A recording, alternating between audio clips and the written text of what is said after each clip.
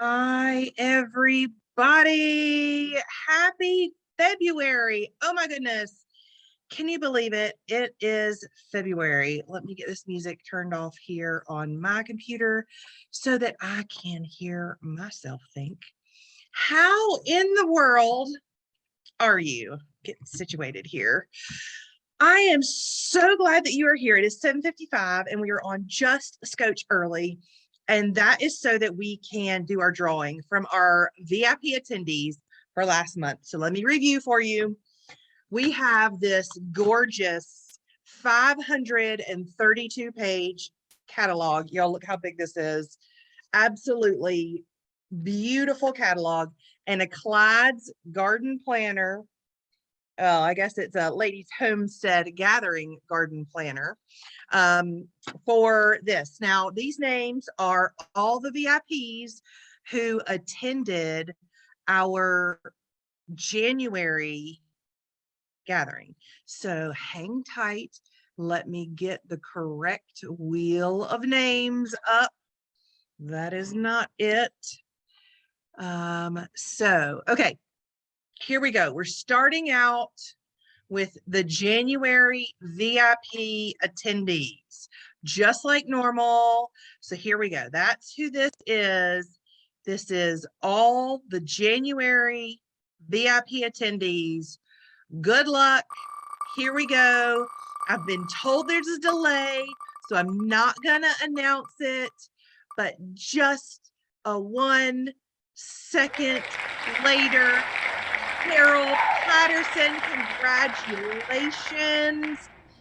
Carol Patterson, I am writing that down so that I can send you an email and find out where you would like to have this sent. Now, I'm going to do one more pre-giveaway, and this is why.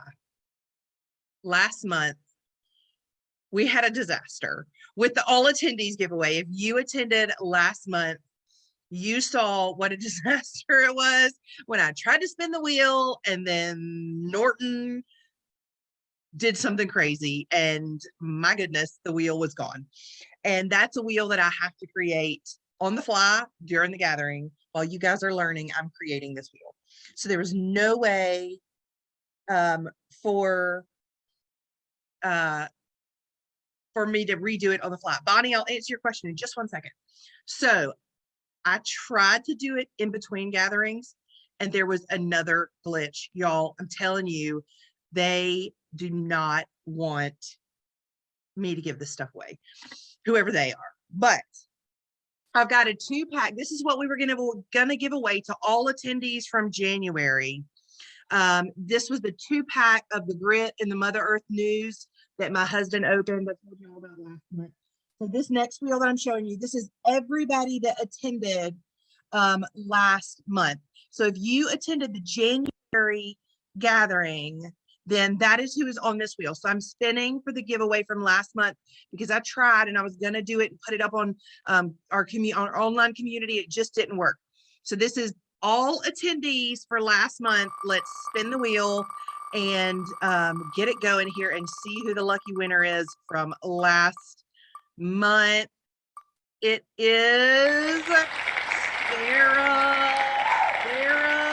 Badgley. All right, Sarah, I'll be sending you an email as well to let you know, or to get your information, to get your mailing information so that I can send you this set, which I have in an unopened that I had to go buy again. And so my husband did not get into them. So I'll send that to you.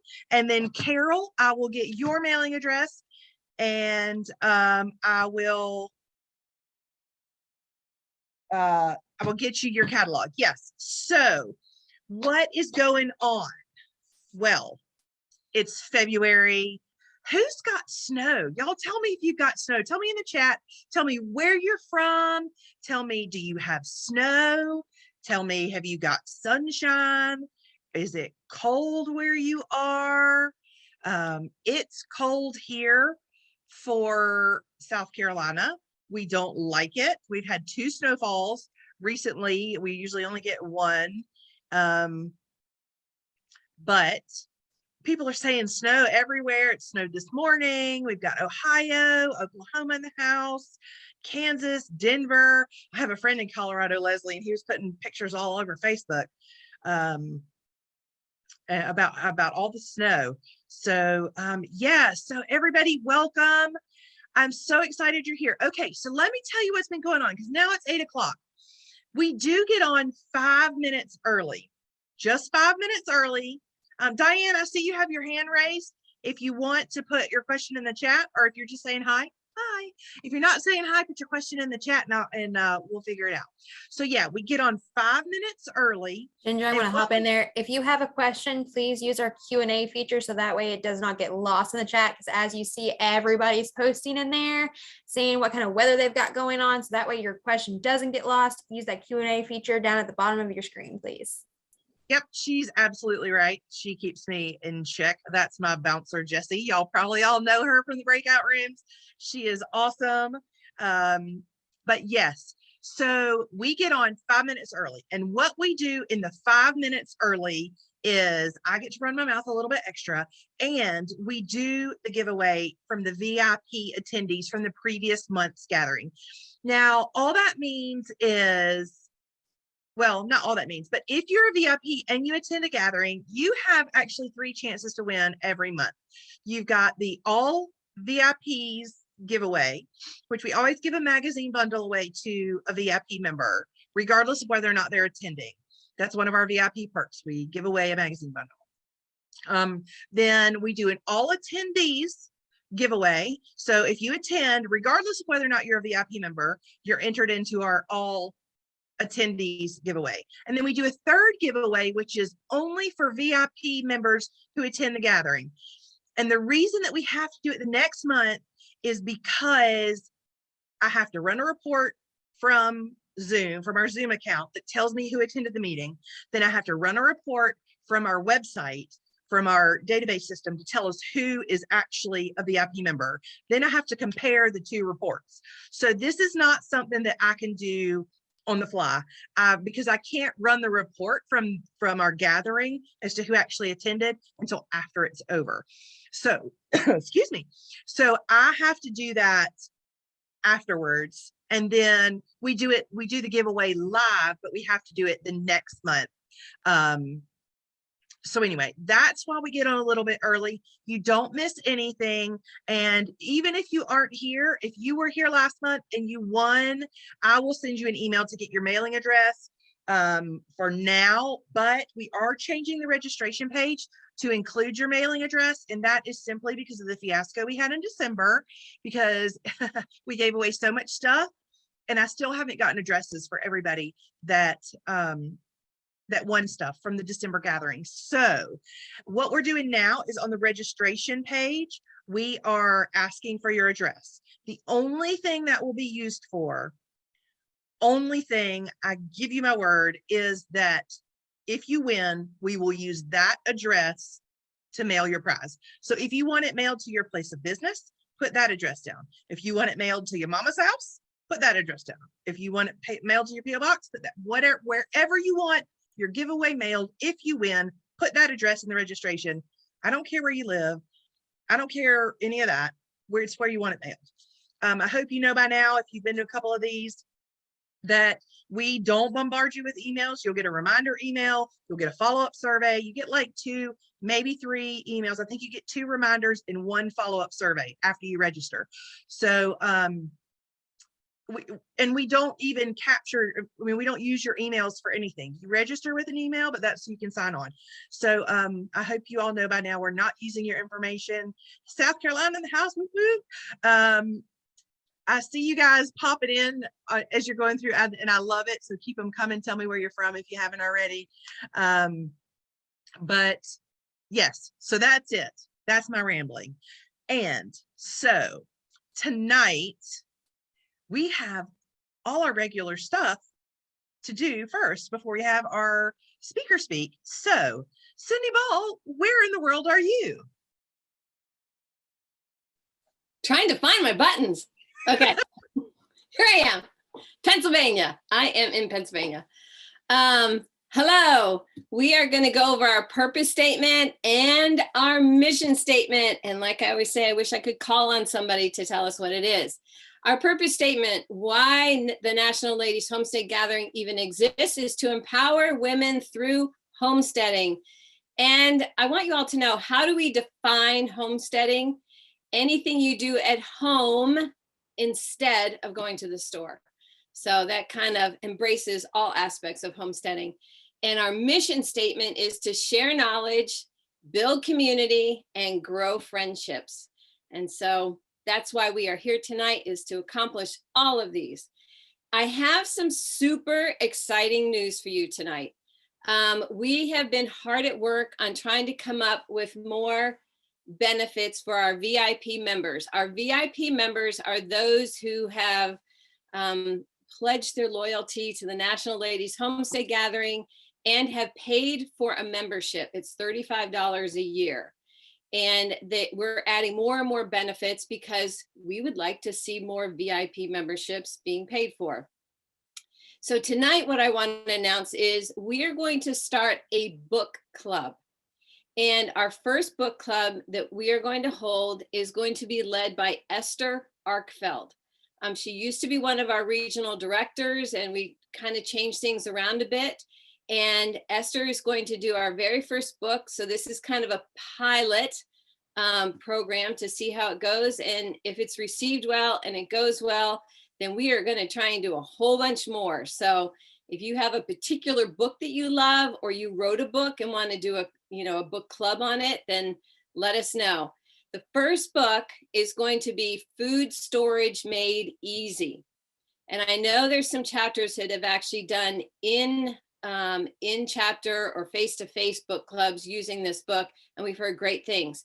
Esther has an incredible passion for food storage and building pantries, not the physical pantries, but filling them out. And so she's going to start the first book club. It starts February 9th and will run for 10 weeks until April 20th. Okay. It will start at 8 o'clock till 9:30 Eastern Standard Time. So if you're in another time zone, use that as your point to figure out what time it will be meeting where you are. Okay. Esther is not the author of the food storage. She's just using this book because she's passionate, and it had everything laid out. And this book deals specifically with dry goods. Okay, so if you were looking for meat storage or how to preserve vegetables from your garden, that's not what this course will cover. It's specifically geared towards dry goods. Okay, now here's the part that we're super excited about. For our VIP members, it's free. If you want to sign up for this book club, you can just sign up and there's no charge. For all others who want to be a part of this book club, it is $40. Okay. And if you would remember what I said, your membership is $35. So it might be better just to go get a membership other than pay $40 for the book club. There are 12 slots open, and I'm sure you're all going, why in the world is it so small? Because this is a group. And so there will be accountability and sharing and all of that. And if it got too big, that couldn't happen with building community within this book club group. Now, the other thing that I'm asking is, would you please, please, please, if you're interested in joining this book club, look at your calendars for the 10 weeks in a row. We're asking that you be really committed to this and to be able to show up for 99% of the meetings that they have. And if you're not sure that you can, we are going to be doing others. We may do this one again. And just don't, if you can't commit to a large part of the times that they get together, because when you take up a slot, it's somebody else who misses out who could have been there for all of the times that they were meeting. Okay. So this registration or signing up for the book club, it's in the events. I knew I was going to forget where it's going to be posted, but it will not post until after our breakout room. So that's about 10 o'clock Eastern Standard Time. So it will go, okay, so visit nlhg.org. That's our website. Visit nlhg.org and you will see on there where you can sign up for this event, for this book club. The dates again are from February 9th until April 20th. Okay, so your first meeting is next week. All right, and then we will also post the link on in our online community, which is community.nlhg.org. Okay, so there you go, ladies. This is our first big VIP bonus for this year. We're going to have others, but we were super excited about this. And don't forget, you won't be able to sign up until after the breakout rooms are done from tonight's virtual gathering. So that's it, Ginger. Back to you. All right, and another thing on that, I will tell you, you can get the book from Amazon, but I will also tell you, I am putting a link in the chat right now. I know that's Jessie's job and she does an amazing job, but the link that I just dropped in the chat, that goes directly to the website for the Food Storage Made Easy author.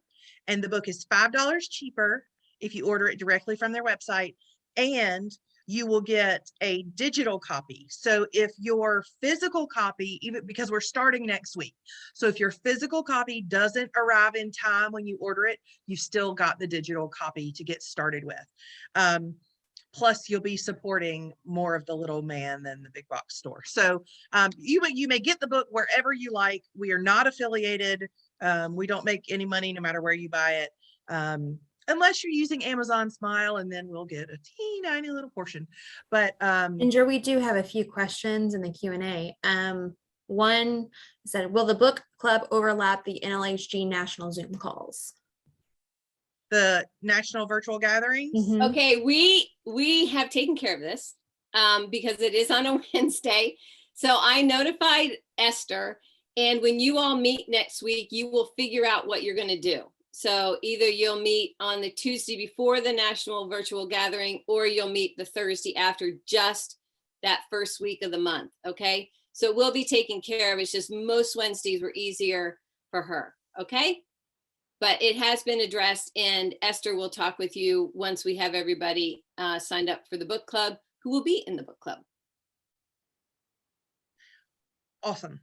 So well, let's see. Let me pull up the Q&A. Was there something else? No.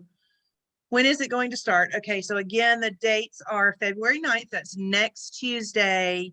Wednesday. And it will run through April 20th, 8 p.m. Eastern is when it is. And yes, so those are the times and the dates.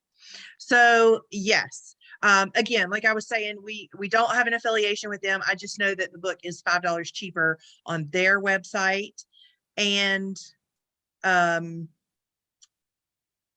you do get the digital copy. So if you're in pickup line or whatever, and you want to read a little bit, you can have it on your phone or whatever. Whatever you prefer. Like I said, you can go pick it up wherever you pick it up. But that is that. So and no, people are asking in the chat if Esther is the author, and she is not, although she totally could write one of these books. But this is not her book. So that is very exciting. So with that, we are actually I'm going to introduce our speaker to you now. And she is. Oh, wait. We have added There's more. There's more. We have added girls from Miranda. But Miranda's not on. Yes, she is. I'm here. Oh, there you are. Miranda is here. I'm so sorry. Let me introduce Miranda, the super cute hair in the braid. Like, you look so cute tonight, Miranda. I just absolutely love it. All right. I'm sorry. I saw, because yours says National Ladies Homestead Gathering, and that's what mine usually says. And I was just assuming that that was me, even though I see me on the screen, because that's the kind of week it's been for me, you guys. I'm so over this week. Anyway, Miranda, take it away with the Atta Girls. Thank you, Ginger. So glad to be here tonight. I just came in from skiing, ran up the stairs to make it in time. So I am super excited to share with you guys the Atta Girls for January. Every month we post at community.nlhg.org asking you guys to share your Atta Girl moments. We want to celebrate and encourage each other through the things that we've accomplished during the month. So I have some to read, and I want to call you out. And I'm going to call out your name and read what you left, and we're going to encourage and cheer you on. So Sierra Huff posted that she made her first sourdough starter in January. Daphne Robert Hamilton posted that she's learning about non-circulating hydroponics. And her Anatolian Shepherd was called off of a mama moose and yearling. Atta girl. Shannon Dietz said that she is proud to share that she has taken the leap into scheduling an interest meeting in Huron County, Ohio, to start a new ladies homestead gathering chapter. So I know she's got a Zoom call for her interest meeting this Thursday, tomorrow night. And if you are interested in finding more information about that, check the website, nlhg.org, and you can get the details for that. Christina Slater said that she completed a 21-day organ cleanse and is continuing for another 21 days for good measure. She says it took a lot of time and planning. Let's see. Christina Horton said she started taking down her Christmas decorations. Atta girl, because I have not taken down my Christmas decorations yet. As a matter of fact, my Christmas tree has now turned into a Valentine's tree, and I'm going to see how long I can keep that going before my husband just packs it up and puts it away. Tammy Smith said she's embarking on a 52-week journey to learn one new skill each week this year. So Tammy, I want to hear updates and see how that's going. Keep us informed. Monica Mitchell said she established a new booth in a vintage antique upcycle location. It's a place to sell her downsizing house goods and crafts that she's been playing with. Atta girl, Monica. We've got Christine Ingram says she settled into their RV as they patiently wait to find the right property for their homestead.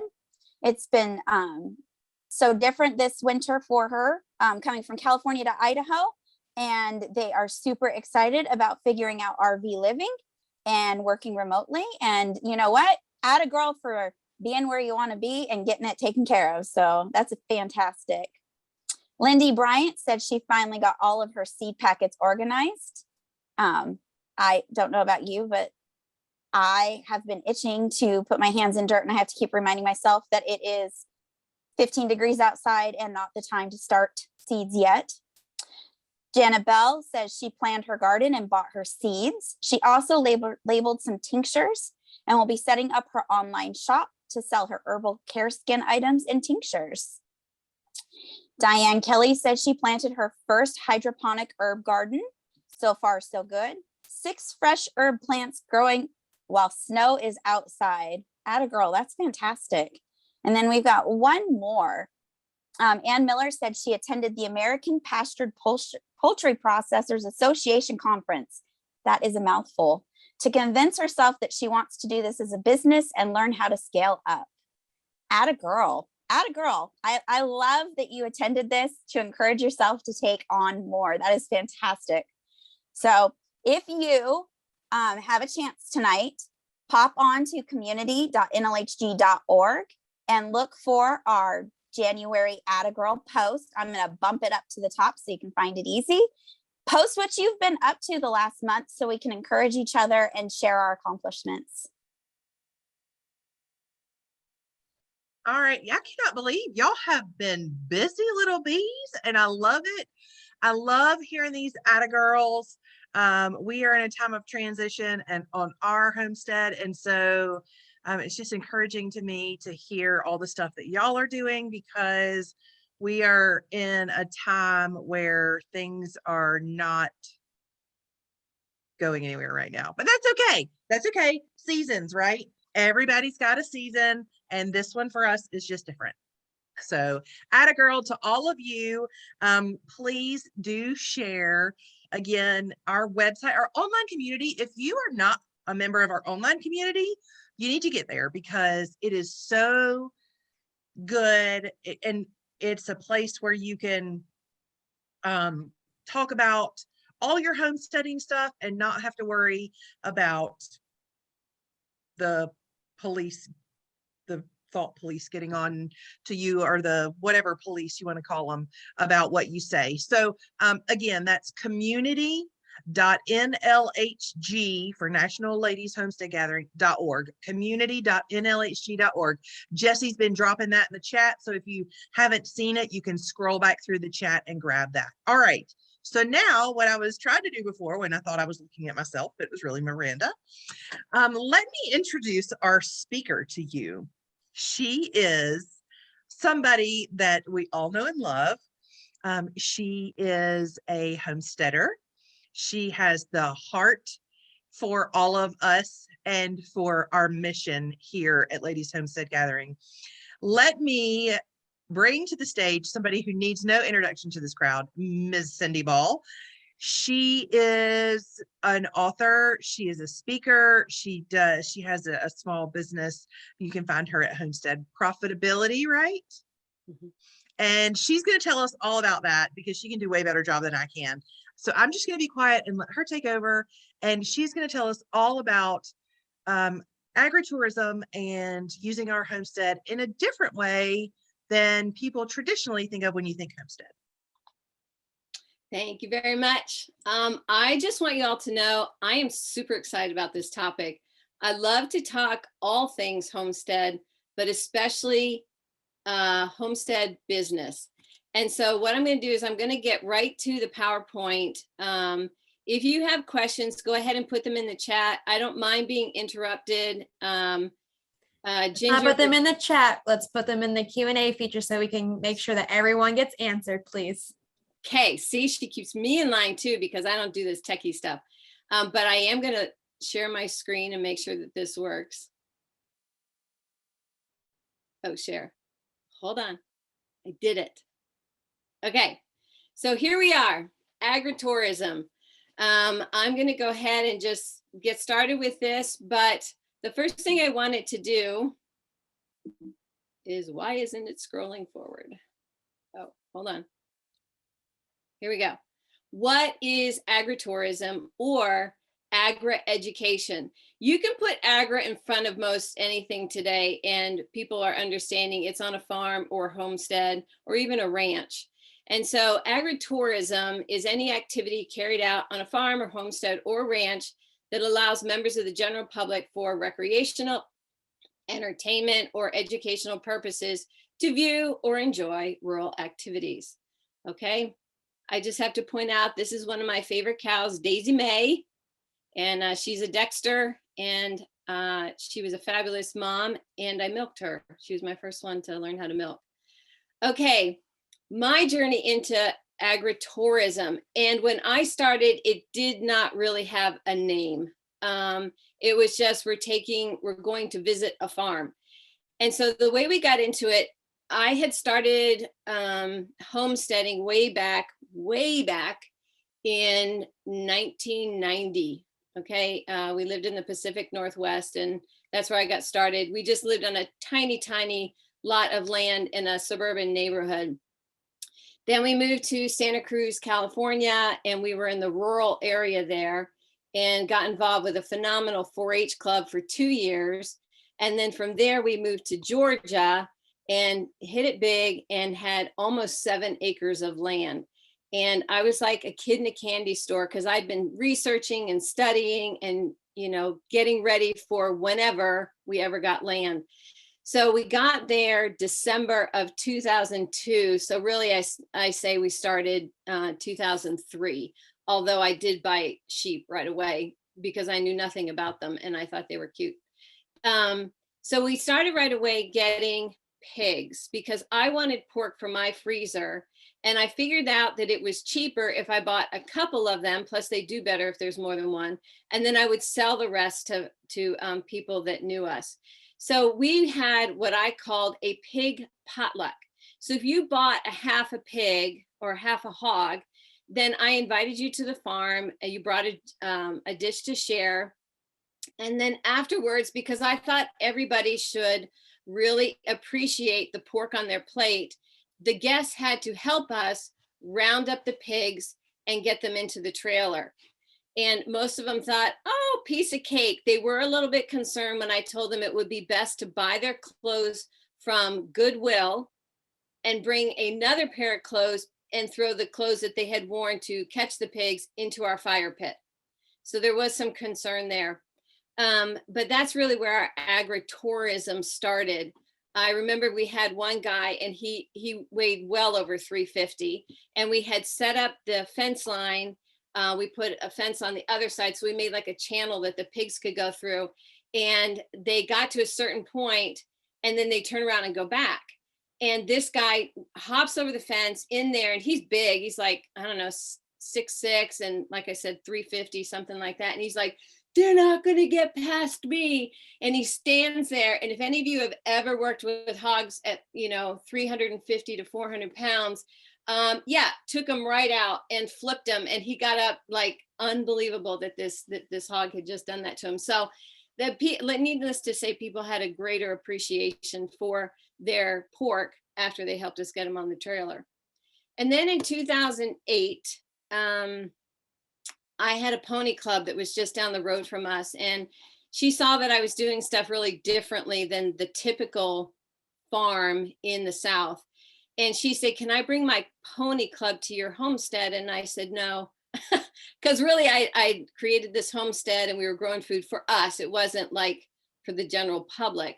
But she asked enough, and I said, okay, you can bring him over. So we set up the whole homestead. We had signs. We got my kids neon bright shirts that said, helper or farmhand or something like that. And they all had a part in this Homestead Tour. So it was really our first one.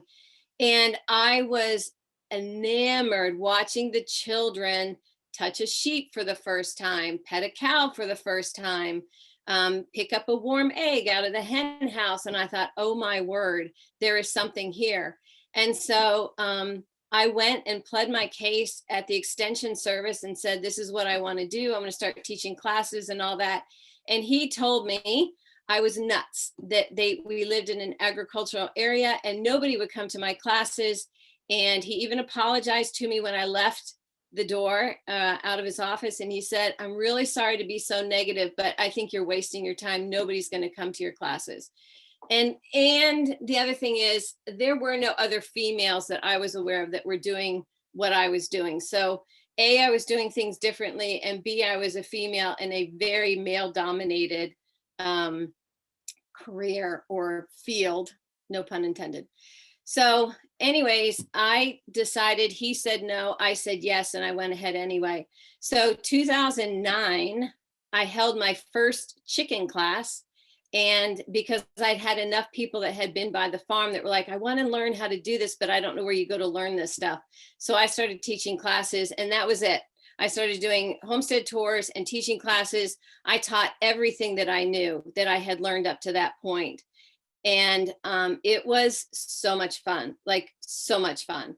And so then 2010, I went for longer classes. I started teaching beekeeping classes from January to June. So they would come once a month, and I had my bee yard, and they would come out and actually work my hives. Now, the key to this one being so successful is I didn't do the teaching. I was still fairly new into beekeeping. I'd only been doing it maybe about 6 or 7 years, but didn't feel confident enough to actually start teaching it. So I had a guy that I had met at the local club. He was younger than me, but he'd been doing it his whole life, like since he was a little kid, and he was 3rd generation beekeeper. So I told him, I said, look, I know how to set up a classroom and take attendance and get people there. Will you teach? That's all you have to do. You show up and teach, and I'll pay you, but you come to my farm and do that. And he was like, yeah, I can do that. And we did that for 9 years. And so we had hundreds of people that went through our class, and he actually had to stop on the 8th year. So then I actually was confident enough at that point, and I started teaching the classes. I guess it was 2 years before that I had started teaching them.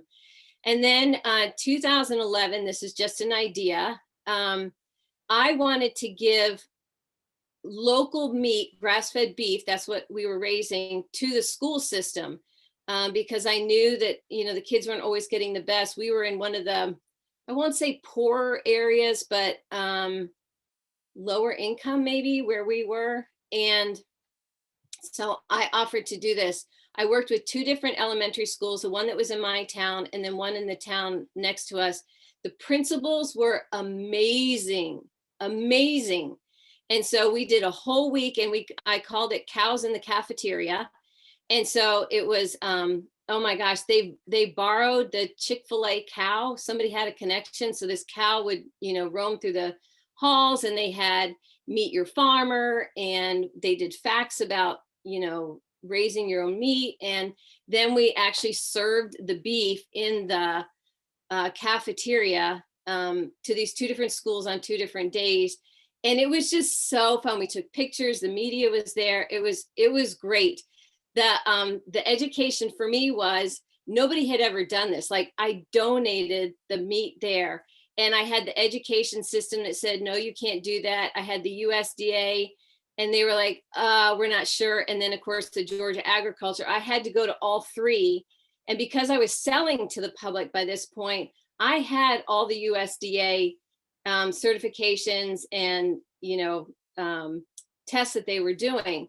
And so I had to talk to each of these 3 departments to get them to realize, no, this is safe for public, you can do it. But I was the first one that had given food to the public school system. So we worked out all that, and we were able to do this. But that was a huge eye-opener for local food. And then I had a lot of the classes that wanted to see where the food actually grew. So we had them come out. And so I remember a kindergarten class, and they came in the school bus, and there were 100 children.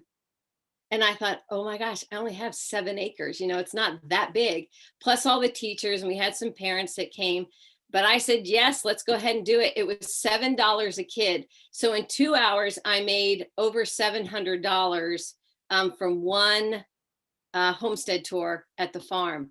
And of course, now they knew who we were and what I was doing. And so my meat sales also went up. So it was great. I only did this once. I did a kids camp. I was a camp counselor for years before I had to get a real job after I graduated from college. And I liked it, but not that much. So I only did it for one season, and then I was done.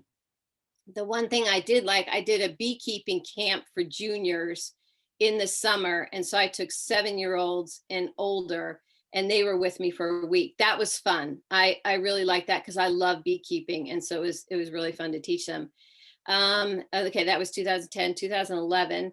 And then 2018, I expanded. I had been wanting to do this for a long time. So I started getting ready in 2017, but I did farm to table events. So we took the meat that I was growing, the chickens, the beef and the pork, and then the honey that I had, and goat cheese.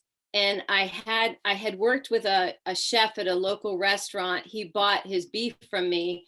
And I went to him and I said, hey, if I provide the meat and stuff, would you cook for me for people? And he was like, yeah. And so we did it outside.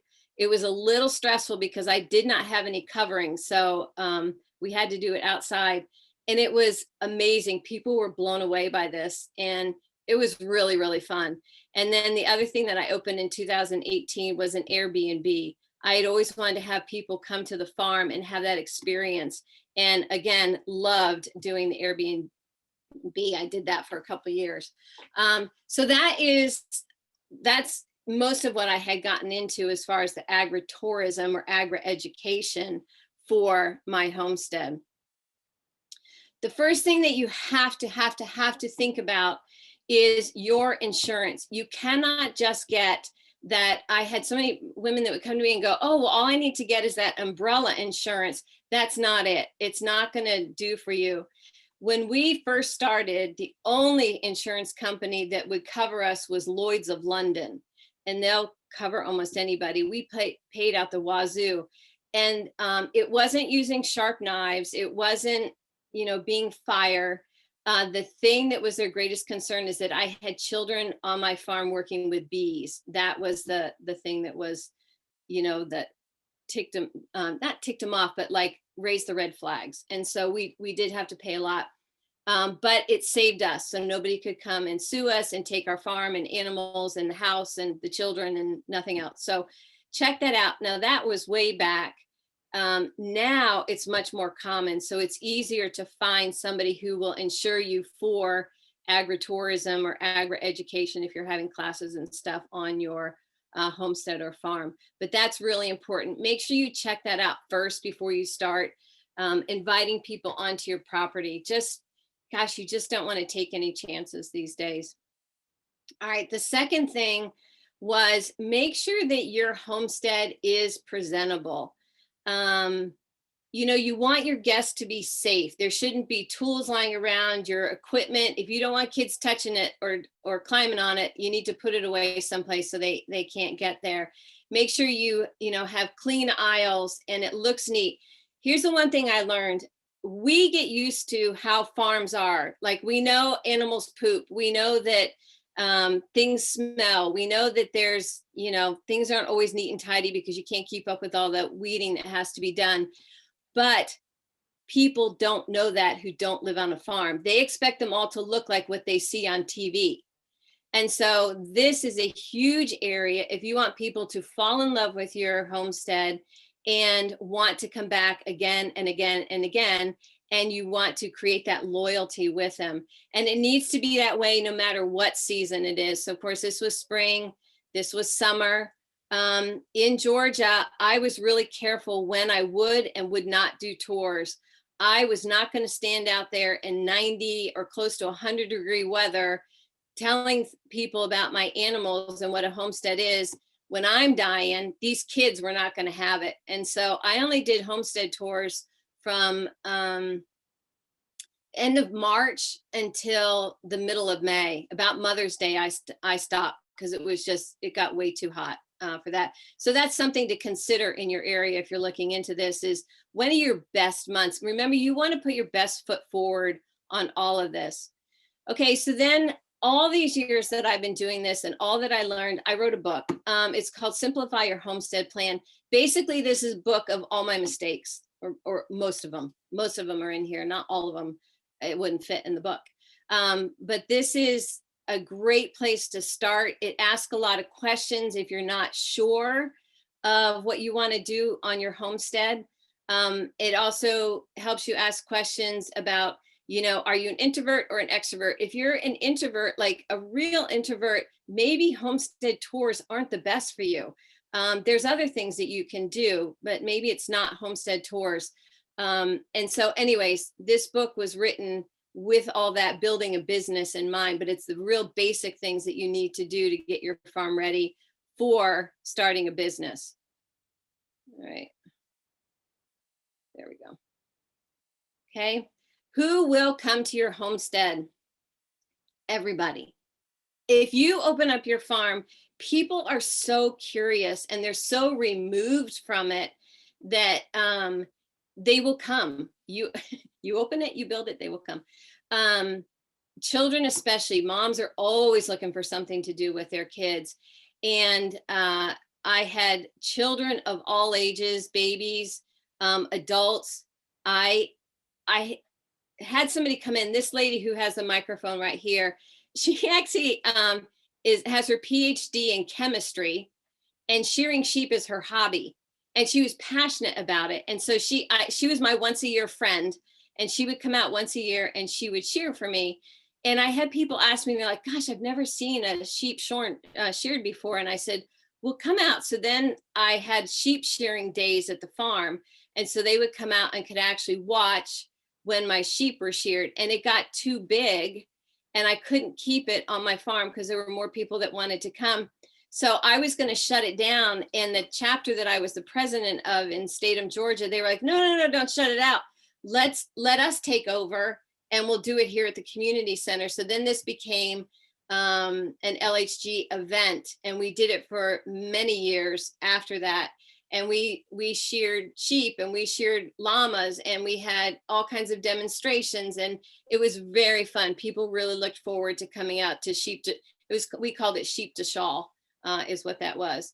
And so this was just simple things that were tasks that had to be done anyway. I just charged people to come and watch. I also did that. I got known as the Tom Sawyer of beekeeping because I am not a fan of harvesting honey. I don't mind getting the frames out and all that, but taking the honey out of the frames, it was so sticky and messy. And I was like, you know, so, but I had people were like, oh, that's so interesting. Like, how do you get the honey out of the hive and into the jar?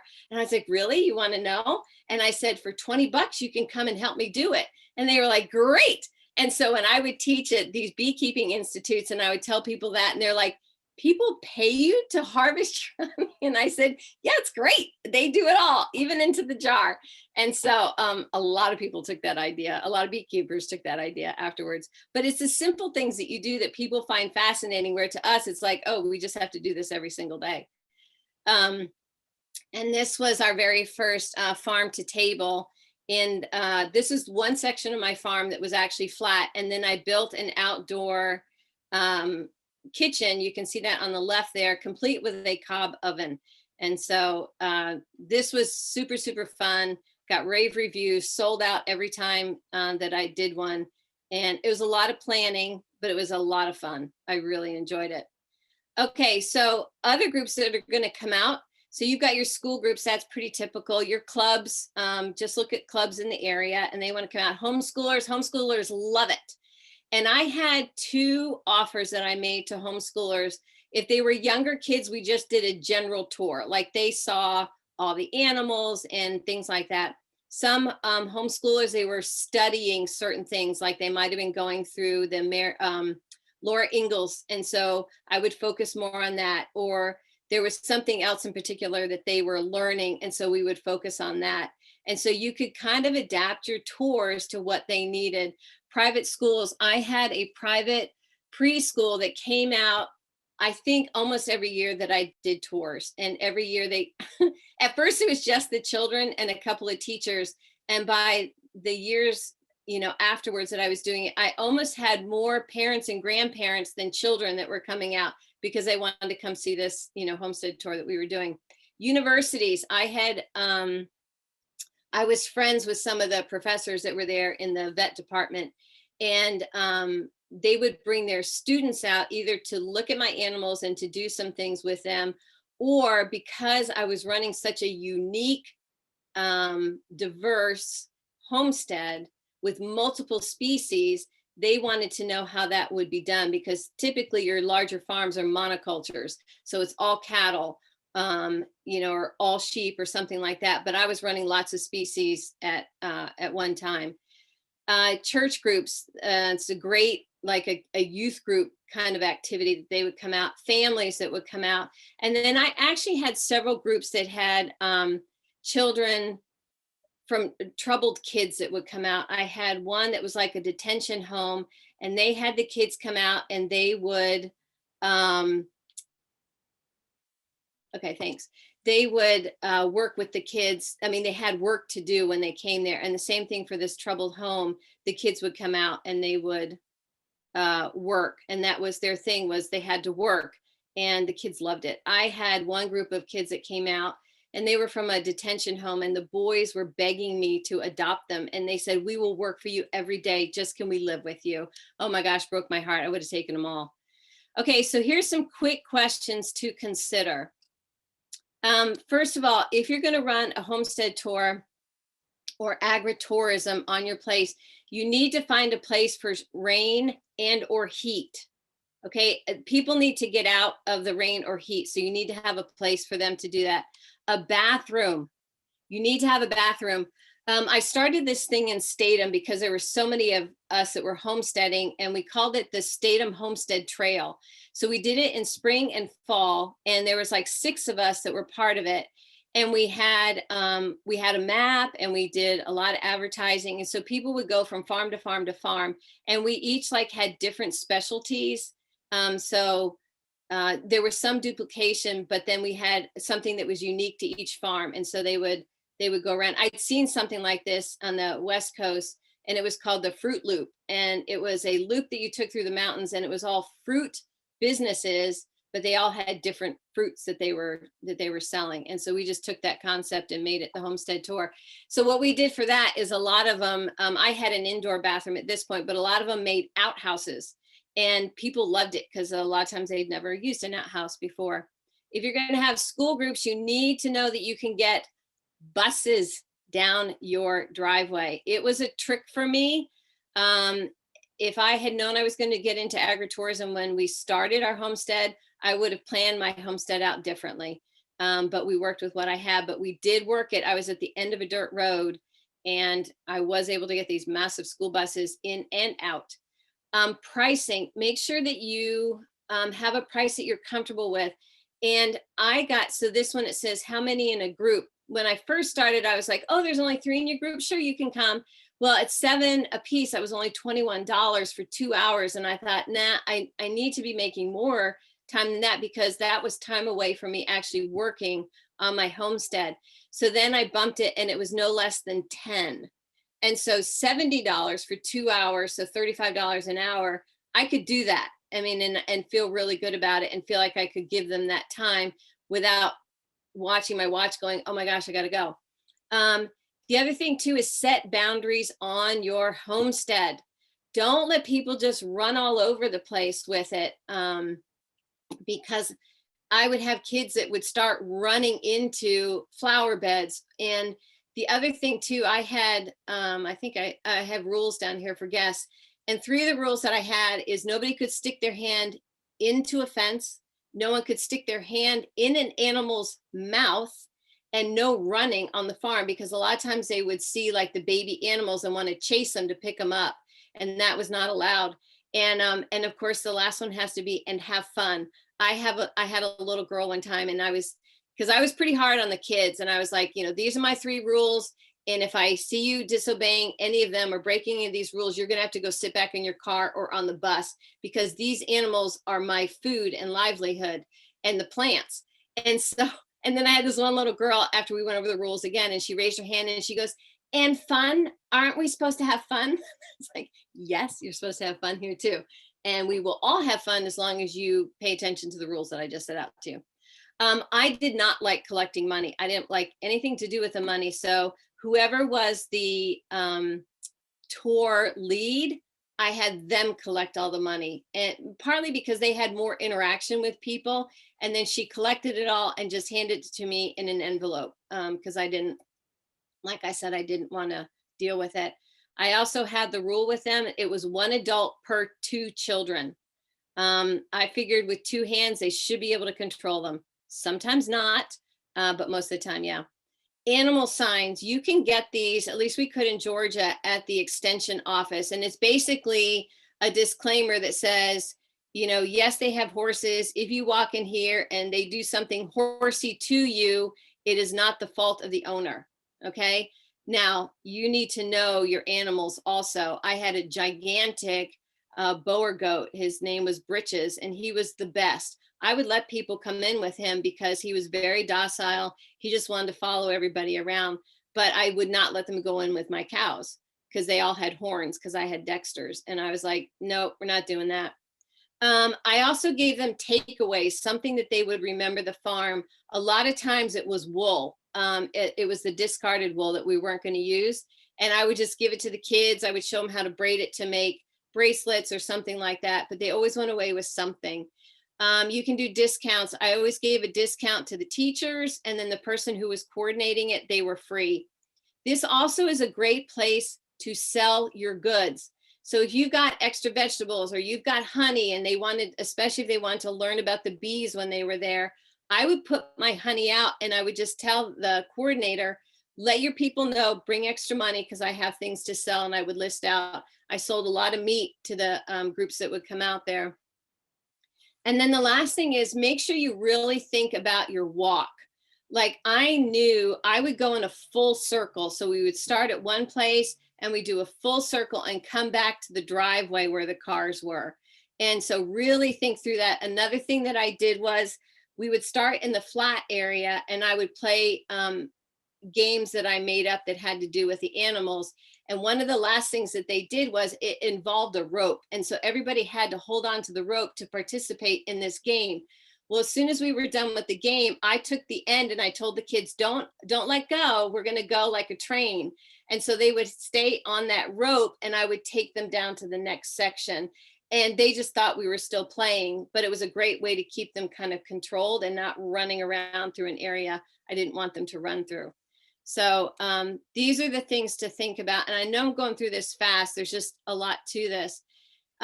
This was the front porch of the Airbnb. And so when people would come and stay at the Airbnb, I would leave flyers, you know, in their rooms about upcoming classes or things that were for sale. Do the same thing with your tours. I would hand out, you know, this is a class that we're having. This is an event that's coming up. Here's some of the products that we have for sale. And here's how you can get them. And they could come throughout the week to pick up food and stuff like that. But make sure you use your agritourism as a way to market other things that you're doing, especially goods that you have for sale. I made a little store in my basement where I taught. It was the classroom. And I made a store down there where people could come in and actually buy things. And so here is my resources for you. I have a website now. I've had to change everything from what I was doing before. So it's cindyball.com. And I do need to take a shout out to Small Town and Rural. It is run by Amelia DeField and her family. They're all involved in it, but I've been working specifically with Amelia. They are members of the National Ladies Homestead Gathering. And ladies, she is a gem. You know how untechy I am. And so she's been so patient with me, answered all my questions. In fact, like 2 hours before I was getting on tonight, I sent her this quick text and I was like, I screwed up something. Can you fix it for me? And she, you know, shortly after I get on, she goes, I'll fix it. And I was like, thank you. And then I promised her I wouldn't touch the website anymore. But anyway, so cindyball.com, and this is where my business is. It's called Homestead Profitability, because I do believe everybody can make a profit or at least break even on their homestead. And so there's all kinds of stuff that's in there, resources. The book is in there. I've got courses that I'm working on. They're not up yet. And of course, the newsletter that will have a lot of information on that. And so, and then there will be a private Facebook group for homestead business owners that will start this week. So if you're interested, head over there. If you're interested in starting a fantastic website, because that's what they've been working on, is setting up websites for homesteaders, go to Small Town and Rural. Jesse's actually going to put the link in the chat for you if you are interested in that. But that's it. I mean, that was a whirlwind go through. So if you have any questions, Ginger, I guess you can let me know. Yes, there were some questions. So there was a question about the insurance. When you're calling your insurance company, like, do you specifically say agritourism, or how would you start that conversation with your agent? Yeah, so what I would say is, and there are places that do specific, I'm actually going to leave that last screen up if people didn't get that, this one here. There are places you can actually look it up now, insurance for agritourism. You couldn't before, but you can now. The other thing too is go to your extension office, or if you know of other places in the area who are already doing it, go and find out who they're using right now. But it's much more popular than before. The thing to do about when you're doing the insurance, ask them what they cover. Don't spill all the beans first. Okay, find out what they do before you start going into a lot of what you're wanting to do, because it may change some of what you want to do when you hear what they say, or you may go, I want to do more than that. This may not be the right one for me. Okay. I did get to the point with Georgia because I was doing so many weird things and faster than they could keep up with. I called the Department of Agriculture one time and the lady finally said to me, she said, honey, I'm just going to tell you, we cannot keep up with what you're doing over there. So you might as well just go ahead and do it. And then you just call us if there's a problem. I was like, perfect. So anyways, but yeah, that's where I would start. And one thing too, I know in South Carolina, you were talking about the signs for the animals Mhm. that you can get. In South Carolina, our Department of Ag actually offers an agritourism, enter Mhm. at your own risk. There's farm stuff going on. So check with your Department of Agriculture too, to see if they have those types of signs available. That's a really good point, though. I'm going to say, like, the University of Georgia really got into the organic and some of that stuff. So they offer more classes. If you have a university near you that actually is into the ag or has an ag department, they're a great resource. Like, check with some of them and find out what they're doing or what services they offer. So how do you advertise your classes, especially in the beginning when you don't Mhm. have a following? Yeah. So okay. Sorry. Brain is working faster than my mouth. Most schools are looking for somebody to come in and teach their kids. You have to do a lot of free stuff at the beginning. Okay, I did. I gave away a lot of stuff. I gave away meat. I gave away education. I came into the classes and I taught different things. And you just go in and offer this service. And then once they see what you offer, then you tell them, I also do tours. There, you go to the churches, to the youth pastors or youth leaders, whatever they're doing, go to the different clubs. Senior setters, women's clubs, just all the stuff that I mentioned in there, go to those different groups and just let them know what you're doing. And you'd be surprised. Homeschool groups are always looking for a place to do something different. And That's true. it'll start. Emily's asking, did you do all the labor yourself, or did you have a hired hand or family help? She's doing it all by herself. And Yeah. where did you find staff for your farm to table event? So farm to LHG. These were friends that I had met through the Ladies Homestead Gathering. The Ladies Homestead Gatherings actually started at my farm in 2011. And so as I was growing these things, not for the tours, but for that event, like everybody was so excited and they got paid. I paid them to be there. And we had so much fun and we got to eat all the leftovers. So we had like this big party after everybody left when we were exhausted. And typically my dinners involve some sort of alcohol. So that was kind of the perk and it was fun. And then my family, I have 6 children. So yes, I had child labor, but then they all grew up and left. So for the last several years, I was doing it all by myself. Yeah, it's possible, but I'm telling you, the book that I wrote and how to set up your systems, that was key for me. Because you want to get to your farm to the point where it's just maintenance. You're not like recreating stuff every time. And then I did internships. And that's a whole nother subject. But I actually had people pay me to come and learn how to homestead. And so they would be part of my classes or tours or events that I was doing. And how do you figure out, this is 2 different questions I'm going to combine into one. How do you find out if you need to collect taxes on the things you sell like honey?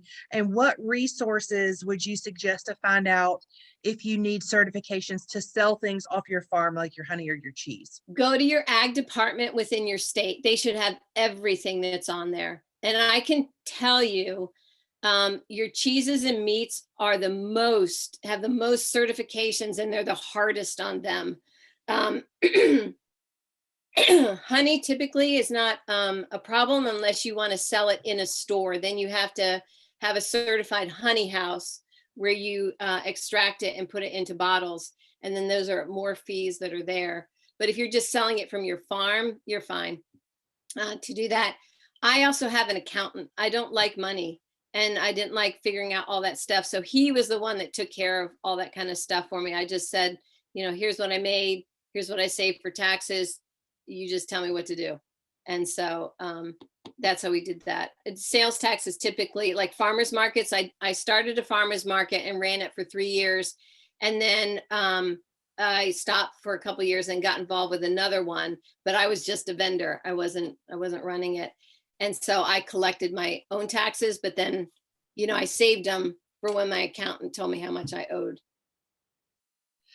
Okay, and last, is there a good resource that you could suggest for more information on Airbnb, what permits are involved, the cost of getting started, that kind of thing? So the actual company, sorry, I got this thing in my throat. The actual company Airbnb is phenomenal. I loved working with them. They were great. They very much protect the host. They were extremely helpful. If you go onto their website and look up, I want to be a host, they will show you all the stuff that's on there. They actually took out the taxes when people paid. So all I got was just like, I get to the end of the month and check my bank account and there'd be like, oh, look at all this extra money that's in there. But they took care of the taxes and they just put the profit into my bank account. I mean, they collected the taxes. And so, yeah, super easy to work with them. I really, really liked them. And then they will tell you, the one thing you have to be careful of with Airbnb, you have to make sure that it's acceptable in your area. The denser areas, especially around the cities, they've really cut down on that because people were buying up properties and turning them into short-term rentals, which is what Airbnb or VRBO is called. And then people who needed to live in the area or work in the area couldn't find housing. So there are some places that have really cut down on whether you can do Airbnb. Check your HOA. That's right? Homeowners Association. Yeah, the HOA, because some of your HOAs won't allow for Airbnb or anything like that. Typically your farms are good. The other one that I did not get into, but I have a friend who is doing it, and it's the hip camp. So if you have a lot of acreage like that and it's more open, there are people who will pay you to come camp on your property. And then there's all different requirements. You just have to state, do you have a bathroom, or do they have to be, boondockers, and there's nothing for them there other than just a space to land. If you have to have bathroom facilities and stuff like that. But that's another thing that you could do, is to have people just come camp there. One of the things I did say, and I always wanted to do this, but I didn't have the nerve. Actually, I wanted to protect my animals, but I saw on there for Airbnb, somebody had a farm and they were getting $75 a night for somebody to come in and sleep in one of the stalls.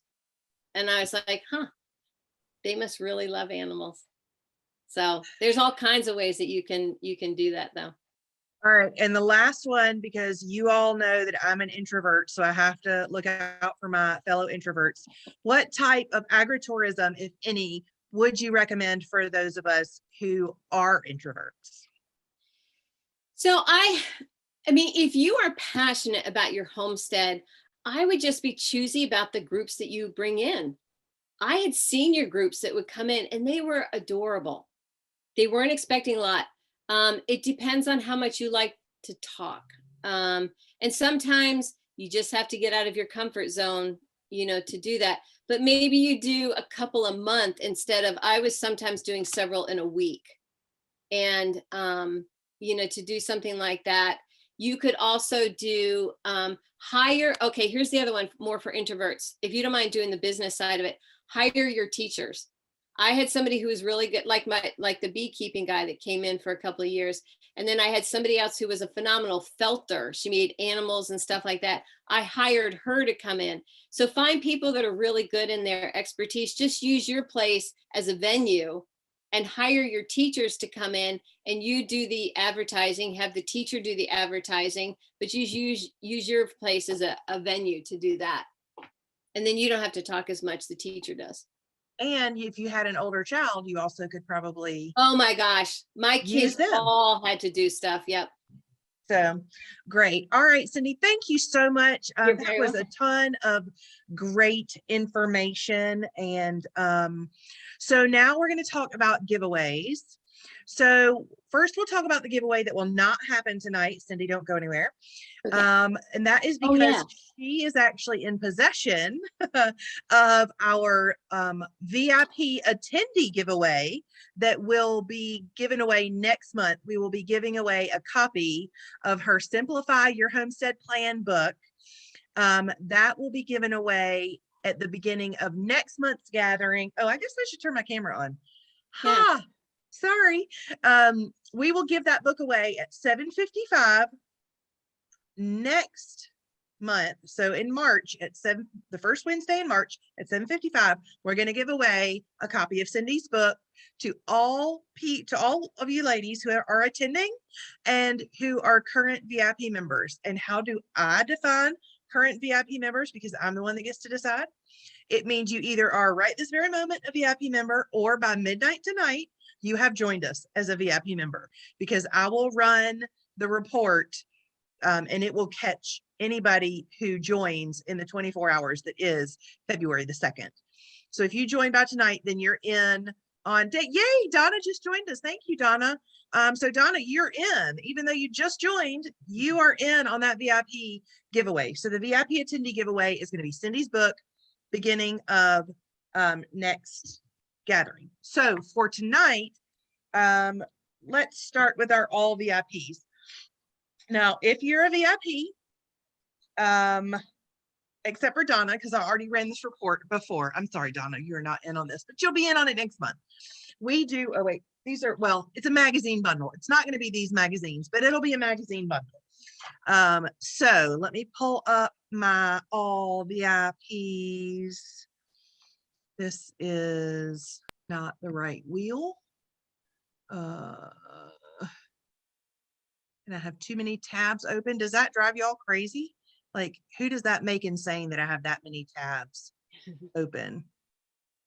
That is all January attendees. Look at this. I'm having technical difficulties again. Let's see if I can open all VIPs. Nope, that's the wrong one. That's an old one. All February, all VIP members open. There we go. Boom, I got it. All right. So it's a big wheel, but if you are a VIP member, regardless whether or not you're on here, if you're not here, you can't hear me, your name's on the wheel. Good luck, all my VIP members. I don't even get a shot of who's going to win because there's too many names on the wheel. Financial Director X.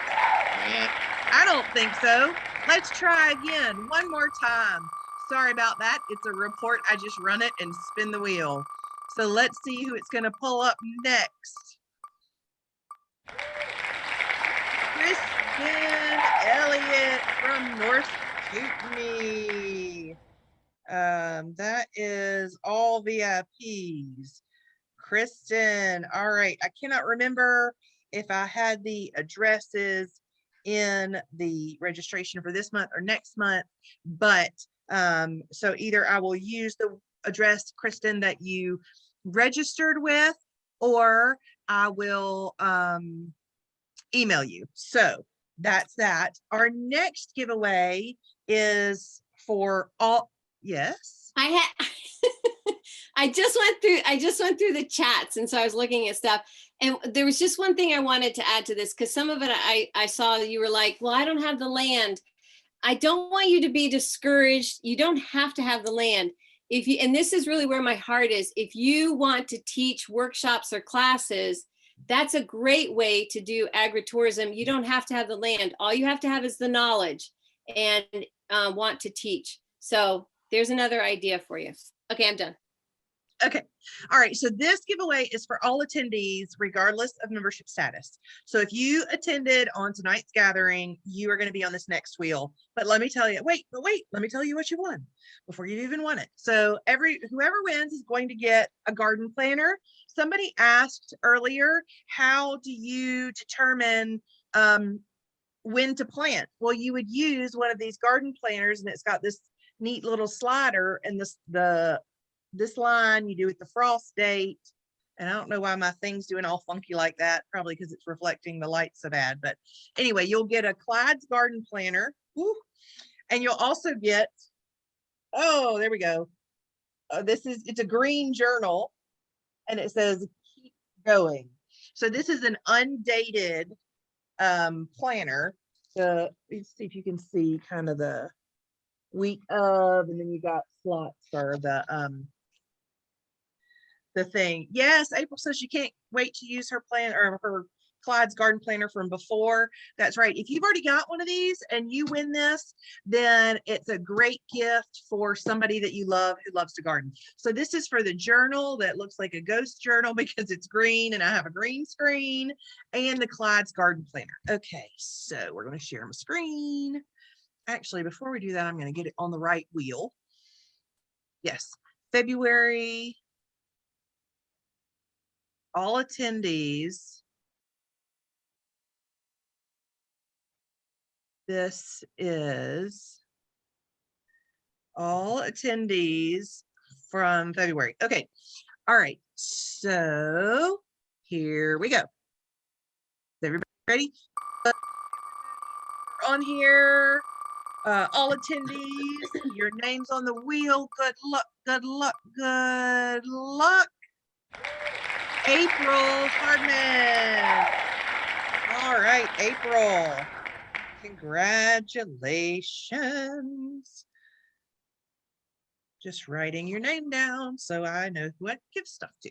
All right, so guys, ladies, not guys, ladies. What we're going to do now is breakout rooms. And I didn't explain these before, so I'm going to give you a brief explanation. Our gatherings are actually a webinar format. What we have next, we go to a Zoom call, which is what you're used to. And there we will break out by region, and our fabulous speaker is going to jump over to the breakout rooms with us, and she is going to be in each room. Like, she's going to spend a little bit of time in each room. So if you had a question and you are an introvert and you didn't feel like asking it, even on the Q&A, then go over to the breakout room, because the breakout rooms usually have, I don't know, 10 or so people in them. Maybe not even, some of them only have 2 or 3 depending on the region. And Cindy's actually going to spend some time in every room. So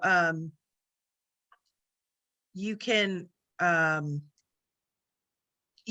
her directly in there. So what I'm going to put in the chat right now is the link for that.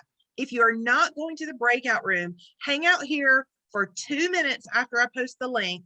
And really, I make it literally 2 minutes. And then I will post a registration link for next month. Our March gathering is going to be rainwater harvesting. So how can we harvest the rain water to water our plants, to water our gardens, to water our chickens? We harvest rainwater to water our chickens. We have an automatic waterer where the water that comes off the chicken coop goes into a rain barrel, and that is what we water our chickens with. So that's what next month is. But if you're going to the breakout rooms, go ahead. I'll come over there and give you links, give you the link to register in the breakout room. Guys, thank you so much for joining us. Cindy, thank you so much for sharing your knowledge with us. It was great. I just love it. I love being here. I love doing this with you. So thank you, ladies. I'm going to post the link right now. Oh, that's not what I wanted to do.